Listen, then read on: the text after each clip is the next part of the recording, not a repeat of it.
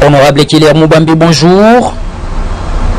Honorable Kiler Moubambe, la plateforme électorale Lamouka devient une plateforme politique. Qu'est-ce qui explique ces revirements? Merci Trésor Monto pour la question que vous me posez.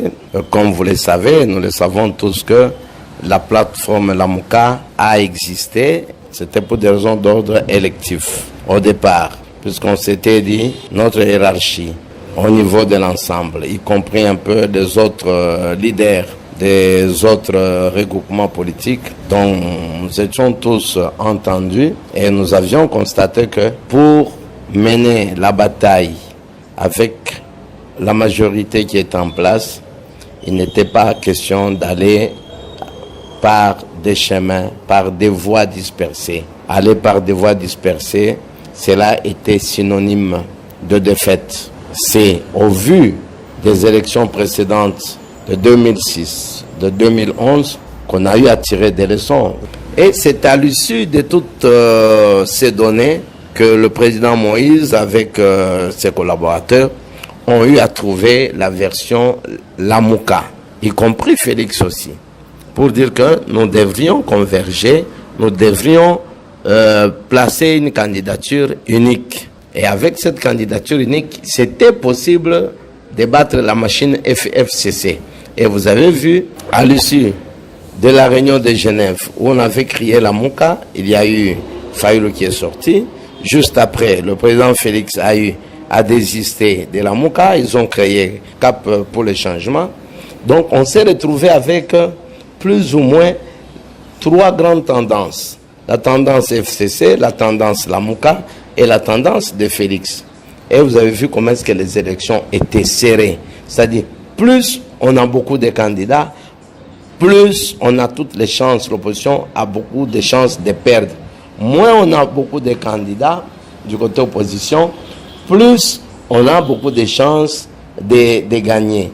Vous avez vu que Fayoulou, bien que non connu de la masse, comme il a été appuyé par un bon nombre des opposants, Fayoulou a surpris tout le monde. Les résultats de Fayoulou avaient surpris tout le monde.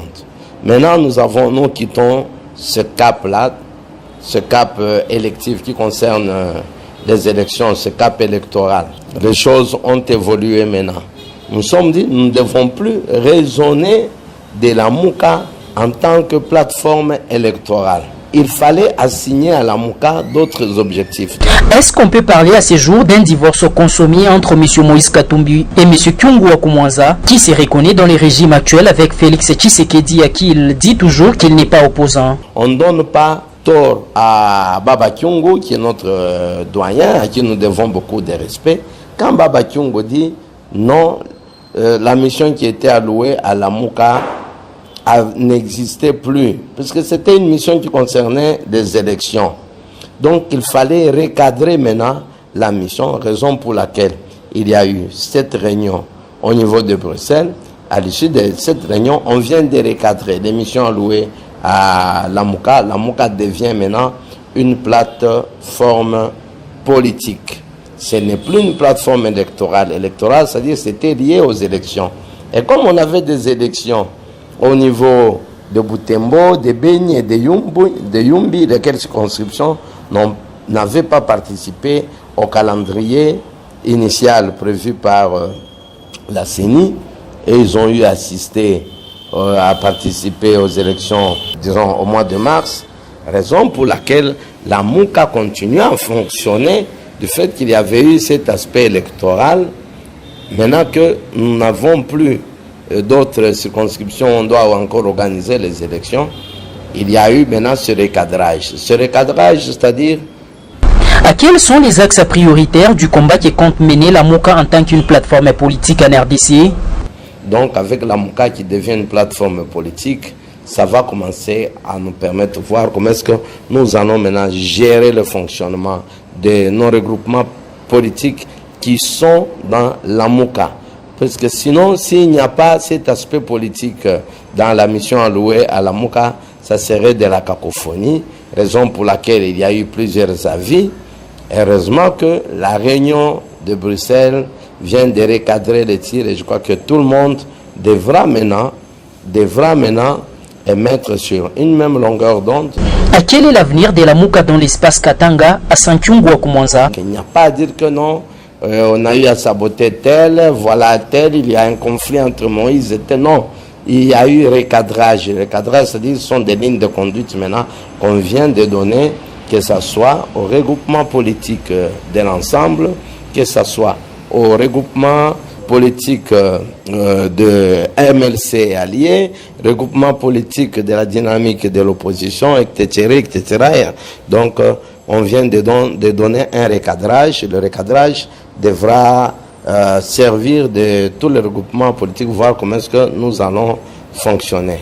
Nous devons, en tout cas, être exemplaires, nous, en tant que première personne qui votons les lois. Nous devons montrer l'exemple de respect de ces lois-là que nous sommes en train de voter et non pas montrer l'exemple de piétinement des lois. Puisque là, nous sommes en train de piétiner les lois et nous l'avons dit tout haut de la tribune de l'hémicycle que nous n'étions pas d'accord avec le piétinement des lois. Donc nous devons vraiment être légalistes. Si nous ne sommes pas légalistes, ça serait vraiment dangereux pour l'avenir de notre pays.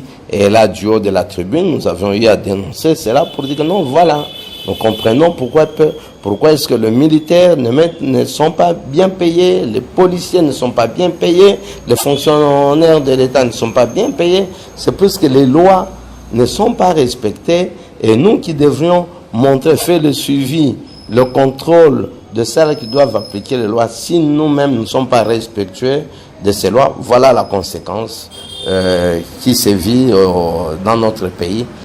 Pourquoi avez-vous mis une présidence rotative par trimestre? Le président Moïse, il est là. Nous attendons. C'est lui qui va prendre le leadership de l'opposition. Oui, on a mis la rotation, une rotation de 3 mois à chaque leader. Moi, je crois que c'est un bon exemple.